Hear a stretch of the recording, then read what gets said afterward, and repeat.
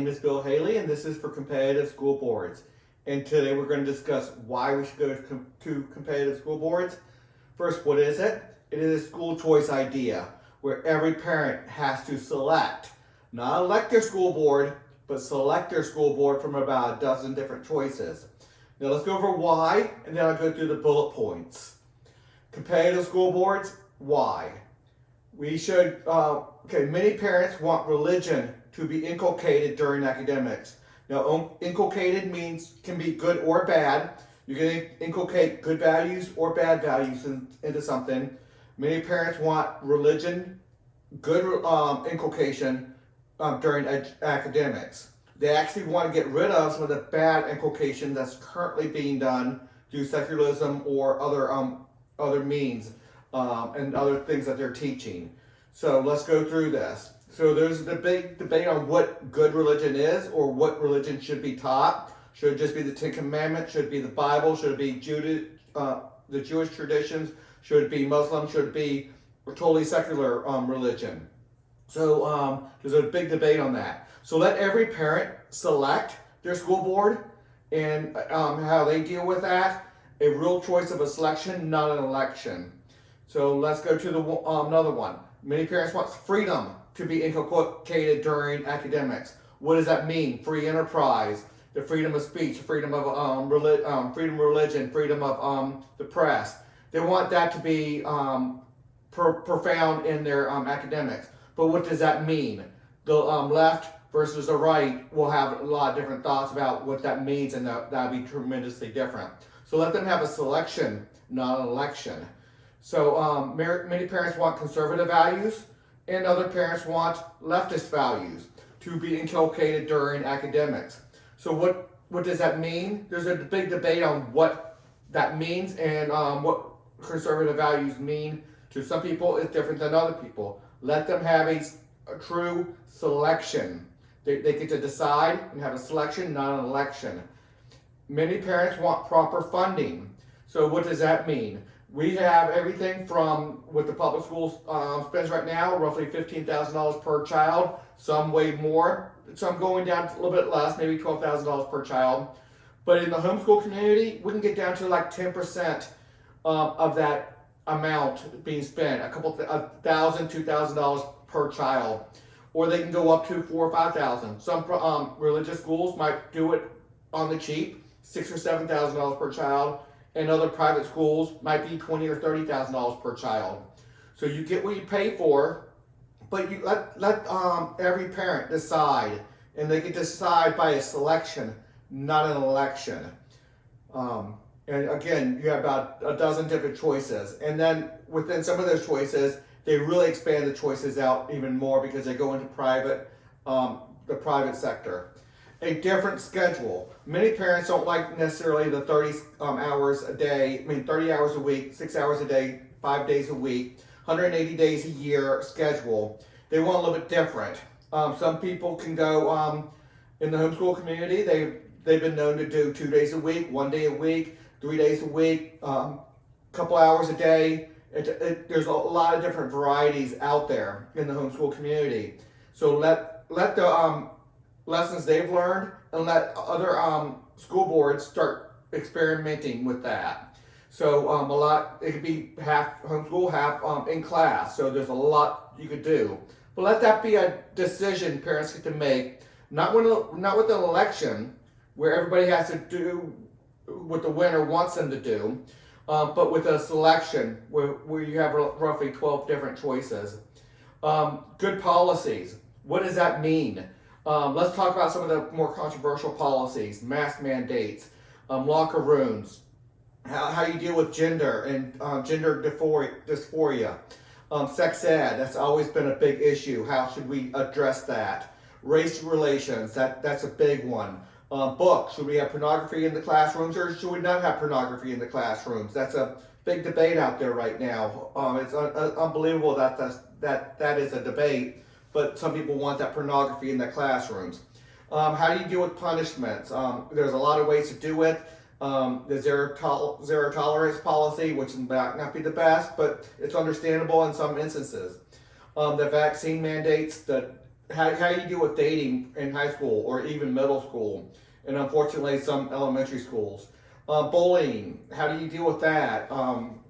What's the policies regarding that? Tardy, when you show up late, or absences, how many absences can you do? Can you have a system where you're expected to do homeschool and make that up, or have makeup days, and pay for those? There's a lot of policies that you could do, but let it be a true decision by the parents, not with an election where the winner takes all and winner gets to decide how everybody in the community gets to do it, but with a selection, roughly 1 out of 12, to do it. And then a couple could be going into the private sector where you can go whatever you want.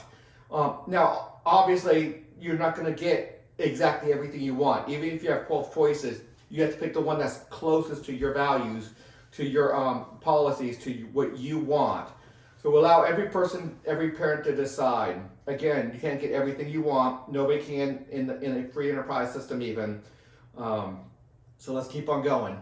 Good teachers, what does that mean? Every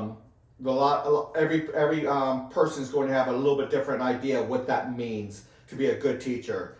Again, a real choice of a selection, not an election. Good role models, that's highly important. Now, if you're just going to be teaching academics, what does good role models even mean? You're not even allowed to have a role model. You can't just teach academics. It has to be within a worldview, within a philosophy. You have to be teaching a certain set of ideas. You cannot just teach academics. That's not even possible. And to be honest with you, 99% of the parents do not want just the academics. You tell somebody how to read, write, and do arithmetic. No, they want values taught. Obviously, they want good values taught. And good values mean something different to everybody. So let them have a decision with a selection of a school board, not an election. And again, some could be a selection of a school board that allows a lot of private sector schools to do it different ways. So it can be a lot of different choices. So what is competitive school boards? Let's go through some of the highlights here. Okay, every state will create about a dozen statewide school boards, which means every school board is geographically across the whole state. Now, natural divisions in educational philosophy will occur among school boards, such as liberal, conservative, and there's a lot more than that. It's not just left and right. And then when you say left or when you say right, there's a lot on the left, a lot of different varieties of left, a lot of different varieties of right. Conservative or liberal, Democrat, Republican, Libertarian, and the like. A very large sampling. So a dozen should be enough, but a dozen will allow you to get into that educational philosophy that you want. There would be a local component in every locality. So every school board does not just take a geographic area of the state. No, every school board is statewide in every locality. Parents select their school boards. Highly important that they first get that selection. Parents elect their school board. Leadership within the membership, further defining educational philosophy. So that's so important that you first get with like-minded people, conservatives get with conservatives, and then elect their membership to further define it.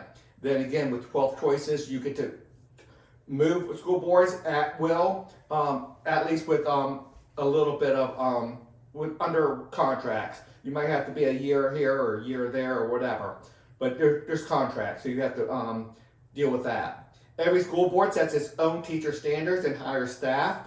Again, they will set their teacher standards and have a type of teacher they want to go be a good role model and teach the philosophy. You don't want to get a liberal try and teach a conservative. You don't want a conservative try and teach a liberal. It just won't work well. You want somebody to really know their stuff and know what philosophy they have to be able to teach within that framework. Every school board sets its own policies on sex ed, CRT, discipline, masks, vaccines, other controversial topics that we discussed a little bit ago. Every school board sets its educational goals and policies, so highly important there. Every school board would set its own standards for the length of the school year and the school day. All policies are up for change. If you want to do 10 hours a week, you can do 10 hours a week. You do 2 5-hour days, let's say Tuesday and Thursday or something. And that could work. You're expected to do a lot of homeschool and different things at home. Or you could do 40 or 50 hours a week if that's really what you want to do. And if you want education starting at 2 years old or 8 years old or 10 years old, you can do what you want to do. Yeah, there will be certain things that you have to progress your child educationally, academically throughout each year. We'll discuss that. At least one school board will remain secular, but every other school board has the freedom to introduce religion as a religious atmosphere, religious environment as the students learn academics. So academics have to be the primary. So academics has to be there, but you can do some religion with that. The entire school college system can follow the similar structure. Every K through 12 and college school board would create its own degrees and own licensing boards. So the private sector will learn what school systems degrees mean something and which ones are pretty much worthless. So that system and the rating system will be play a part of that. A competitive rating system would address low academic achievement, abuse, and corruption. That's a whole system. We can talk about that on another video, but that will address that. Almost every concern with this structure will be dealt with by every school board. So somebody can say, well, this won't work because of this or that. Every school board addresses those issues the way they want to. And if they don't address it properly, then simple as this, parents will send their children to different school boards. So how they address all those issues will be part of the parents' decision on what school boards to go to. Every school board receives its percentage of the education budget, classrooms, and other assets based on its share of students. So this is at the beginning of the transition. So let's go about looking at the rest of the transition a little bit. School boards may charge their members extra or economize, such as 10 hours a week versus 30 hours a week in the classroom, by depositing money into the students' educational accounts for the future. So that's part of the transition where school boards can start doing more or less with how much it costs. Once established, so maybe 5-10 years into it, a school board may decide to forego education funding by the state in exchange for having its members exempt from the education taxes. So how we do that separation from a school board and all their members from the education tax and the state funding the school boards, that'll be a different story, but that will work its way out where every school board will become autonomous among themselves. Okay. Everything's easy to find at Haley2024.org. It's where competitive governance lives. That's where it's all about competitive governance. Please consider a donation, and until the next video.